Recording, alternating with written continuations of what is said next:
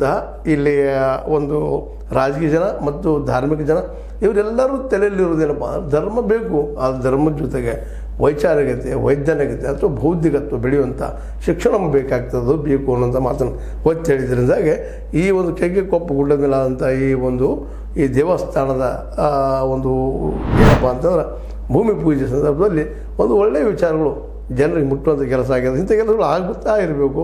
ಆದಷ್ಟು ಶಿಕ್ಷಣ ಸಂಸ್ಥೆ ಹುಟ್ಟಾಗ್ತಾ ಇರಬೇಕು. ಜೊತೆಗೆ ಸರ್ಕಾರದ ಸಹಿತ ಈ ಶಿಕ್ಷಣದ ಬಗ್ಗೆ ಇನ್ನಷ್ಟು ಆದ್ಯತೆ ಕೊಡಬೇಕು. ಈಗ ಕೊಟ್ಟಂಥ 2-3% ಅದಕ್ಕೂ ಸಾಲೋದಿಲ್ಲ, ಅವ್ರ ಪೇಮೆಂಟ್ಗೆ ಅಷ್ಟು ಮಾತ್ರ ಹೋಗ್ತದೆ.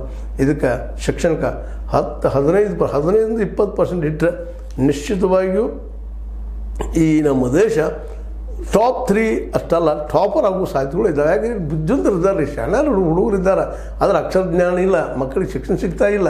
ಹೀಗಾಗಿ ಯಾಕಂದ್ರೆ ಬಡತನ ಕಾರಣ, ಮಕ್ಕಳು ಶಾಲೆ ಕಳ್ಸೋಕ್ಕೆ ಸಾಧ್ಯ ಇಲ್ಲಂಥ ಕಾರಣ ನಾವು ಮಧ್ಯಾಹ್ನ ಬಿಸ್ಕಿಟ್ ಹಾಕಿ ಕೊಡ್ತೀರಿ, ಮುಂಜಾನೆ ಕೊಡ್ತೀವಿ ಅನ್ನೋಕ್ಕಿಂತಲೂ ಪ್ರತಿ 30 ಹುಡುಗರಿಗೆ ಒಂದು ಸ್ಟೇಜ್ ಮಾಡ್ಕೊಂಡು ಪ್ರತಿ 30 ಹುಡುಗರಿಗೆ ಒಂದು ಶಾಲೆ ಅಂದರೆ ಒಂದು ಟೀಚರ್ ಅಟ್ಲೀಸ್ಟ್ ಕೊಡ್ತಾ ಹೋಯ್ತಪ್ಪ ಅಂದ್ರೆ ಇಡೀ ರಾಜ್ಯದ ಶಿಕ್ಷಣದ ಅಭಿವೃದ್ಧಿ ನಿಶ್ಚಿತ ಆಗ್ತದೆ.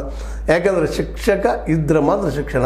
ಮತ್ತು ಶಿಕ್ಷಣ ಯಾವ ರೀತಿ ಇರಬೇಕು, ಕೌಶಲ ಮತ್ತು ಭಾಷಾ ಜ್ಞಾನದ ಜೊತೆಗೆ ಇನ್ನೂರು ಜ್ಞಾನಗಳು ಬರುವಂಥ ಶಿಕ್ಷಣ ಕೊಟ್ಟ ಉತ್ತಮ, ಬೌದ್ಧಿಕತೆ ಬೆಳೆಸುವಂಥ ಉತ್ತಮ ಅನ್ನೋಂಥ ಮಾತು ಚರ್ಚೆಯಲ್ಲಿ ಬಂದದ್ದು.